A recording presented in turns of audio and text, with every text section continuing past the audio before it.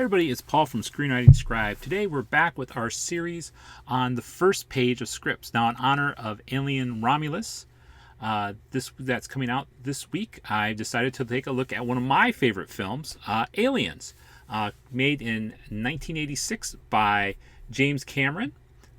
So let's just take a look at a second at the different writers for this. There's actually three writers that are given credit for Aliens. James Cameron, I think everybody knows who he is. Just to remind you of how many different movies he's been involved with, I wanted to just give you a show here. He's had a lot of writing credits. We've talked about writing credits about writers in the past, you know, that especially like something with the Acolyte that didn't have a lot of writing cred. He's got a lot. He's a Terminator, Dark Fate, Attila, Battle Angel. He's done some, Terminator 2, Judgment Day, Avatar, of course, Terminator Salvation. He's also done a lot of video game work as well, too. But you can just see the number, True Lies. I forgot he wrote True Lies. Like I said, you can just see the number of different films that he's done. The Abyss, that's one of my favorite ones, too. I should do a first page of The Abyss as well, too. Rambo, First Blood Part 2, the video game. Also the screenplay. I didn't know that. He actually wrote Rambo First Blood 2. Interesting. Piranha 2, I know that was probably his favorite screenplay. But as you can see here, all the different movies. He's done a ton of different movies, and which is why I think that really helped the movie turn out so well. The next one was David Giller. Again, a lot of different movies. These people have a lot of movies underneath their belts here as we take a look at them. Let's see here if we can pull his up. Again, a lot of video game work. He's got the Colonial Marines. He did Aliens 3, the screenplay. So if you look at some of his other stuff, he's been writing since the early 70s and 60s. We see The Man from U.N.C.L.E. as well as The Girl from U.N.C.L.E. I've never heard of that one before. But you can see he's been writing all the television series at least back from the 1960s, and he's done some other decent movies as well too.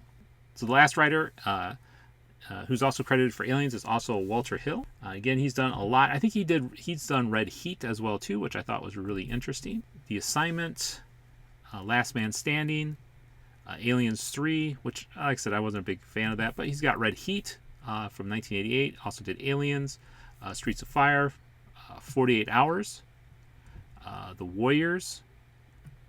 So he's done a lot of cool ones. The Driver. And he's been making movies since 1972. So there's a lot of pedigree with Aliens, which I think really goes to show why people really enjoyed it and why it was such a well-written story. So let's take a look today and sort of see, again, what lessons we can learn from the first page of Aliens. So I'm going to include the link for the screenplay in the description below. I actually have a illustrated guide. I was able to pick this up on Amazon. I took a look today to see if I could find it for you guys because it's such really nice. It's got a nice foreword from James Cameron. There's a lot of cool pictures, and the script is just so easy to take a look at. And plus, I really like tactile. I like to hold stuff in my hand, and so that I think was something I really enjoyed.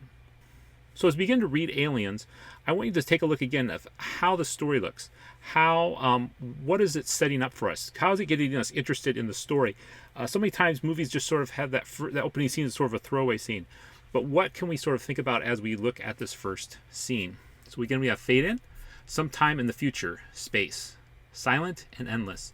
The stars shine like the love of God, cold and remote. Against them drifts a tiny chip of technology. Closer. It's a Narcissus, the lifeboat of the ill-fated star freighter Nostromo. Now, if I get any of the names wrong, don't sue me on that. Without interior or running lights, it seems devoid of life. The ping of a ranging radar grows louder, closer. A shadow engulfs the Narcissus. Searchlights flash on, playing over the tiny ship as a massive dark hull descends towards it. Interior, Narcissus. Dark and dormant as a crypt.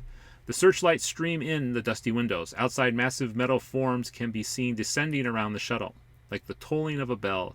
A basso profundo clang reverberates throughout the hall. Close on the airlock door. Lights glare at the cutting torch bursts through the metal, moving with a machine precision, cutting a rectangular path. The torch cuts off. The door falls inward, revealing a bizarre, multi-armed figure, a robot welder. Figures enter, backlit and ominous. 3 men in bio-isolation suits, carrying lights and equipment. They approach a sarcophagus hypersleep capsule. The leader's gloved hands wipes at an opaque layer of dust on the canopy. Angle inside the canopy. As the light stabs in where the dust is wiped away, illustrating a woman. Her face is in peaceful repose. Warrant Officer Ripley, sole survivor of the Nostromo. Nestled next to her is Jones, the ship's wayward cat. Bio readings are all on the green. She's alive. Well, there goes our salvage, guys. Dissolve 2. So in that first page, as we know, Aliens is a sequel to Alien, in which Ripley takes on an alien and kills it and flees the ship. And so this first page here sort of reminds us of what has happened before. We see that she has survived, that there's nothing else with her, and it invites us to say, well, what's going to happen next? Is she going to be able to explain what happened? Are the people going to believe her? Where are we going to go with this? And we know from the title that there's not going to just be one. And we know what happened to one. We know what happened to her crew with just one of those things coming through. And so now, how is she going to handle more than one?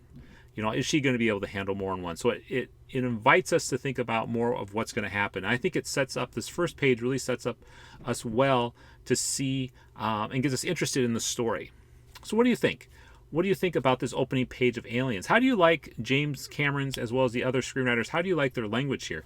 It's very much, it's very descriptive. It feels very much like a story. It feels like a good novel. It gets you really invested in the story. It wants you to figure out what's happening next. And that's what we should do with our writing too. Well, like I said, let me know what you think of this in the comment section below. Until the next video, live well and write well.